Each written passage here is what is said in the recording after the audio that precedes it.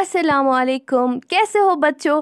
I hope सब ठीक होंगे, अच्छे से होंगे, मज़े में होंगे। आज हम बात करेंगे 9th की केमिस्ट्री के बारे में, उसके पहले चैप्टर के बारे में जो कि है मैटर इन आवर सराउंडिंग्स।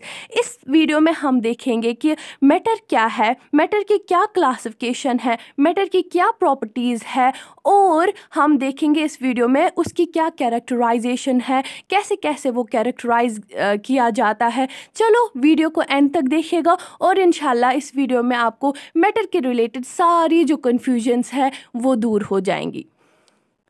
अब अगर हमें मैटर को डिफाइन करना होगा, मैटर क्या है? मैटर को वो चीज़ है जो जगह पकड़ती है या उस जिसका कुछ मास होगा। Anything that occupies space and has a mass, उसको हम लोग मैटर बोलते हैं। पहले जो साइंटिस्ट्स थे, जो अर्ली फिलोसफर्स थे, उन्होंने मैटर को 5 चीज़ों में डिवाइड किया था, 5 चीज़ों में कैटेगराइज किया था। एयर, अर्थ, फायर, स्काई, वाटर।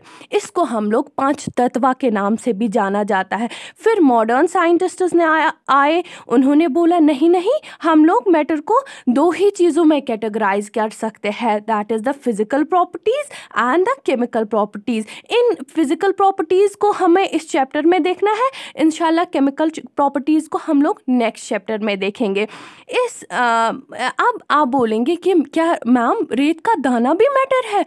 जो भी चीज़ यहाँ यूनिवर्स में एग्जिस्ट करती है वो मैटर में कैलकुलेट की जाती है, बट हाँ कुछ चीज़ें हैं जो मैटर में नहीं कैलकुलेट की जाती है, जिसमें क्या है एब्स्ट्रैक्ट नाउन्स, जो भी हमारी फीलिंग्स है, जो भी मतलब ऑनेस्टी है, हैट्रेड है, जो भी फीलिंग्स में कन्वर्ट चीज़ें हैं, उनको हम लोग मैटर में नहीं कैलकुलेट करते। वो तो हमारी ज़िंदगी में बहुत मैटर करती है, लेकिन केमिस्ट्री की दुनिया में वो मैटर नहीं करती है। चलो बच्चों, हम देखेंगे अब हम जो ये मैटर कर रहे हैं, ये मैटर बना है तो बना किन चीज़ों से है? मैटर जो है, मैटर बहुत ही छोटी छोटी पार्टिकल्स से बना है, और जो ये पार्टिकल्स है ये इतने छोटे होते हैं कि हमें ये माइक्रोस्कोप से भी नहीं दिखते हैं। ये हमारी नेकेड आई को नहीं दिखते हैं, हम लोग इनको इवन पावरफुल माइक्रोस्कोप से भी नहीं देख सकते हैं। अब हम देखेंगे कि मैटर की क्या कैरेक्टरिस्टिक्स है। पहला ही जो कैरेक्टरिस्टिक है इसका, जो पार्टिकल ऑफ द मैटर है वो बहुत ही छोटे होते हैं, वेरी वेरी स्मॉल होते हैं, वो मिनिस्क्यूल टाइप जितने होते हैं, मतलब बहुत छोटे होते हैं। जो पार्टिकल्स ऑफ द मैटर है इनमें बीच में जगह होती है। जो पार्टिकल्स ऑफ द मैटर है वो कंटिन्यूअस इन मोशन होते हैं। जो पार्टिकल्स ऑफ द मैटर है एक दूसरे को ये अट्रैक्ट करते हैं। अब हम देखेंगे पहली जो कैरेक्टरिस्टिक्स है इन पार्टिकल्स की, वो हमें पहले ही डिफाइन करनी है। जो पहला कैरेक्टरिस्टिक है उसको हम लोग कैसे एक्सपेरिमेंटली डिफाइन करेंगे। जो पार्टिकल ऑफ द मैटर है ये बहुत ही, जो इसका पहला कैरेक्टरिस्टिक्स है वो बहुत स्मॉल होते हैं। अब हमें क्या करना है, हमें एक बीकर में 100 ml ऑफ वाटर लेना है, वहाँ से हमें K2MnO4 that is the potassium permanganate का एक क्रिस्टल लेना है। जैसे हम ये क्रिस्टल लेंगे, इसको पानी में डाल देंगे, ये क्या करेगा, इस पानी का कलर पर्पल कर देगा। इसी पानी से हमें 10 ml वाटर लेना है जो पर्पल कलर का होगा, दूसरे में डालना है। ऐसे ही हमें प्रोसेस कंटिन्यू करते जाना है, जहाँ तक एक स्टेज पहुँचेगी जहाँ पे ये पार्टिकल्स फर्दर खुद को डिवाइड नहीं कर पाएंगे। तो इस एक्सपेरिमेंट से हमें क्या समझ आता है? ये समझ आता है कि जो पार्टिकल्स ऑफ द मैटर है वो खुद को मतलब मिलियन टाइम्स डिवाइड कर सकते हैं।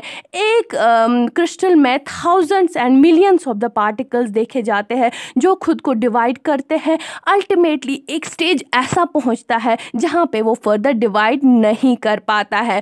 We can say this experiment shows us just a few drops of the KMnO4 can colour a large volume of beaker. There are millions of small particles present in one crystal that divides themselves into smaller particles.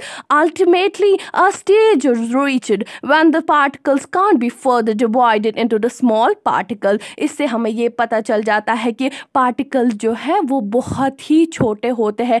एक crystal में millions of particles है जो बहुत ही छोटे होते हैं और खुद को डिवाइड करते जाते हैं एक ऐसी स्टेज तक जहाँ पे वो फर्दर डिवाइड नहीं होते हैं।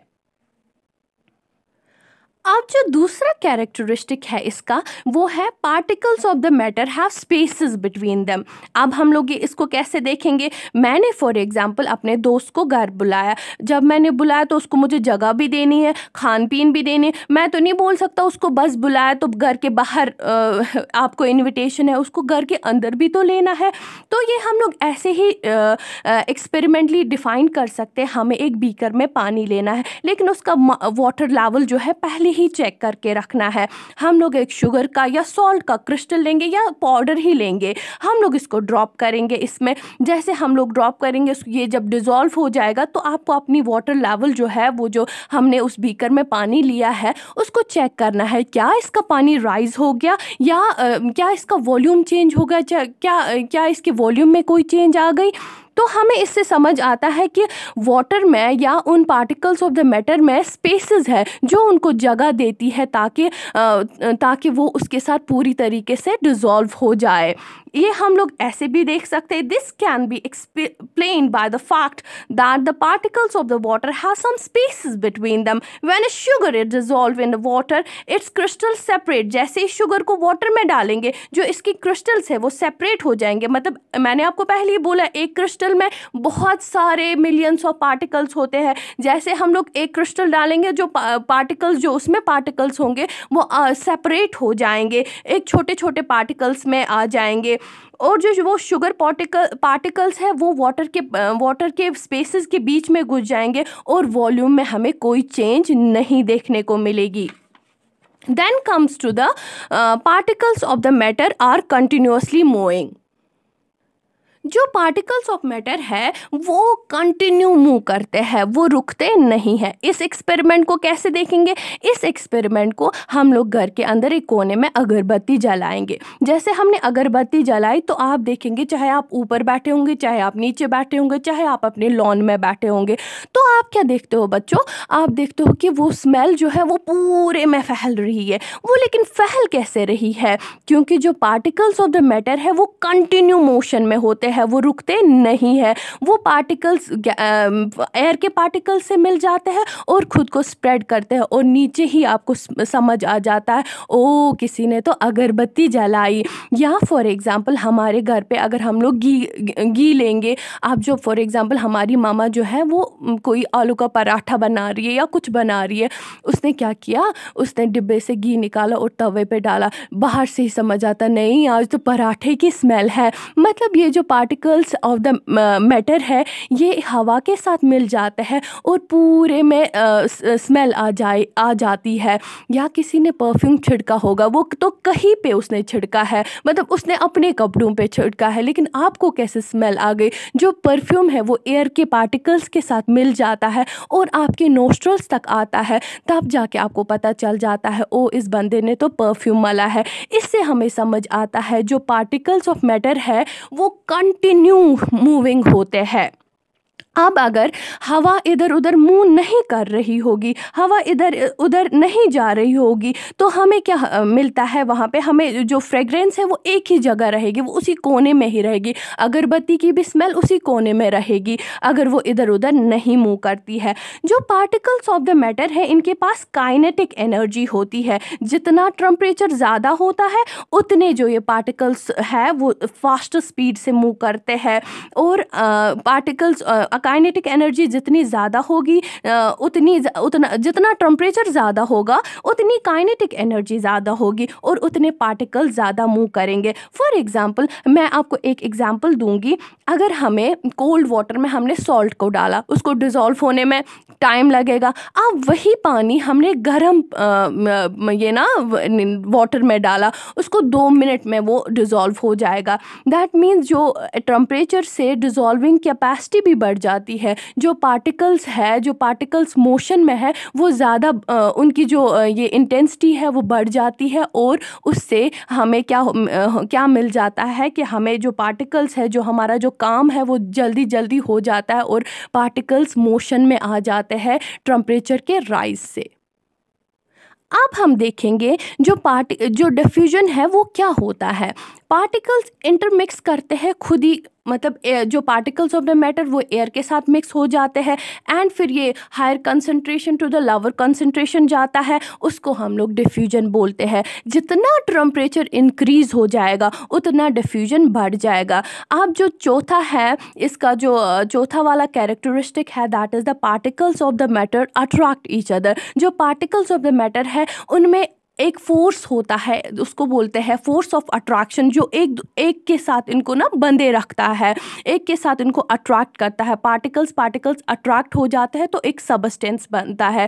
हमने यहाँ पे लिया है चॉक को, आइस को और नेल को। हमें एक हैमर लेना है, इन तीनों को हमें बीट करना है। आप क्या देखोगे कि चॉक जो है वो 2 मिनट में बीट हो जाएगा, आइस को थोड़ा हमें फोर्स लगेगा, नेल को तो बहुत ही फोर्स लगेगा।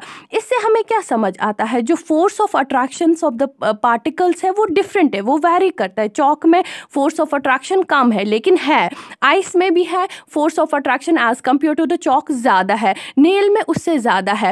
ऐसे ही जो फोर्स ऑफ अट्रैक्शन गैसेस में बहुत ही कम फोर्स ऑफ अट्रैक्शन देखने को मिलता है। एक पार्टिकल एक जगह होता है, दूसरा पार्टिकल दूसरी जगह होता है। ऐसे ही जो लिक्विड्स होते हैं उनमें bit stronger force of attraction होता है। सॉलिड्स में फोर्स ऑफ अट्रैक्शन बहुत ही हाई होता है। उनके जो पार्टिकल्स होते हैं वो बहुत ही नज़दीक होते हैं, उनमें कोई चीज़ को हम लोग घुसा नहीं सकते। अगर किसी चीज़ को घुसाएंगे वो टूट जाएगा। लिक्विड में आप थोड़ा बहुत आप सॉल्ट को डिज़ोल्व कर सकते हो, आप शुगर को डिज़ोल्व कर सकते हो। गैसेस को बहुत कंप्रेस करते हैं, जो हम लोग CNGs में यूज़ करते हैं कंप्रेस्ड गैस, क्योंकि उसके पार्टिकल्स बहुत ही रैंडमली होते हैं, हैफेज़र्ट वाइज होते हैं। अब इससे क्या समझ आता है, जो पार्टिकल्स ऑफ द मैटर है, चाहे कोई भी पार्टिकल है वो, लेकिन उनमें चाहे कम ही सही, वेरी करता है सही, लेकिन अट्रैक्शन होता है।